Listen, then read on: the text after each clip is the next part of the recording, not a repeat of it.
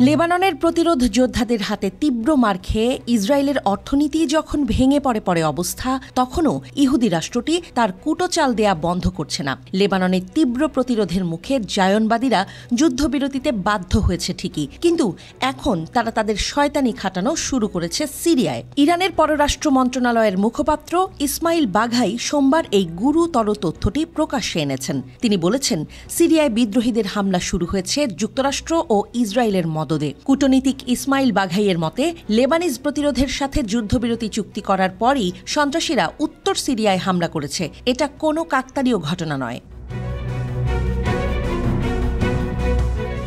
হায়াত তাহরির আল শাম সন্ত্রাসী গোষ্ঠীটি আগে জাওয়াত আল নুসরা নামে পরিচিত ছিল। গোষ্ঠীটির সন্ত্রাসীরা মিত্র সশস্ত্র গ্রুপগুলোর সাথে মিলে গত বুধবার উত্তর সিরিয়ার বাশার আল আসাদ সরকার নিয়ন্ত্রিত অঞ্চলে আক্রমণ শুরু করে। বিদ্রোহীরা আলেপ্পো, ইদলিব এবং হামা প্রদেশের বেশ কয়েকটি গ্রাম ও শহর দখল করে। তারপর শুক্রবার তারা আলেপ্পো শহরে অনুপ্রবেশ করে।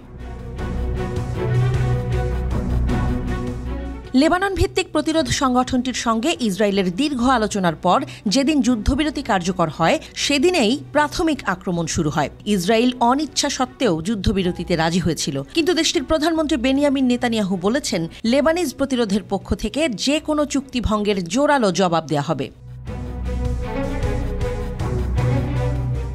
লেবাননে যুদ্ধবিরতির সাথে সিরিয়ায় সাম্প্রতিক উত্তেজনা বৃদ্ধির সংযোগ দেখতে পাচ্ছেন ইসমাইল বাঘাই। এক প্রেস ব্রিফিংয়ে তিনি বলেছেন, এই বিষয়ে মার্কিন কর্মকর্তাদের বিবৃতি থেকে বোঝা যায় যে সন্ত্রাসবাদী মার্কিন যুক্তরাষ্ট্র এবং জায়নবাদী শাসকদের মধ্যে এক ধরনের সমন্বয় ও সহযোগিতা আছে। তিনি বলেন, যুক্তরাষ্ট্র ও ইসরায়েল মিলে সিরিয়াকে দুর্বল করতে এবং ইসলামিক দেশগুলোর মধ্যে বিভাজন ও বিদ্রোহ সৃষ্টি করতে ওই হামলাকে ব্যবহার করছে। তার মতে, যুক্তরাষ্ট্র ওয়াশিংটন দীর্ঘদিন ধরে সিরিয়ায় সক্রিয় সন্ত্রাসী গোষ্ঠীগুলোকে সহায়তা করে আসছে। সিরিয়ায় উত্তেজনা বৃদ্ধি থেকে সবচেয়ে বেশি লাভবান হচ্ছে ইসরায়েল।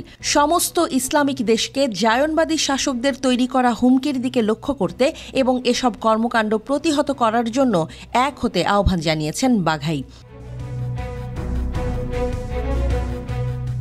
গত সপ্তাহের হামলা সিরিয়ার সরকার এবং সন্ত্রাসীদের মধ্যকার যুদ্ধবিরতি ভঙ্গ করেছে।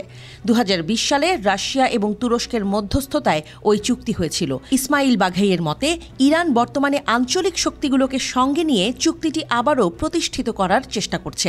এটি আস্তানা প্রক্রিয়ার মাধ্যমে করা যেতে পারে বলে তিনি উল্লেখ করেছেন। সিরিয়ার গৃহযুদ্ধ সমাধানের জন্য 2017 সালে আস্তানা প্রক্রিয়া চালু করা হয়েছিল। যুক্তরাষ্ট্র দীর্ঘদিন ধরে সিরিয়ায় HTS এবং আসাদ বিরোধী অস্ত্রধারী গ্রুপগুলোকে সমর্থন করে আসছে। 2021 সালের একটি সাক্ষাৎকারে সিরিয়া বিষয়ক প্রাক্তন মার্কিন বিশেষ প্রতিনিধি জেমস জেফরি এই গোষ্ঠীটিকে সিরিয়ায় মার্কিন আমেরিকান কৌশলের একটি সম্পদ হিসেবে বর্ণনা করেছেন।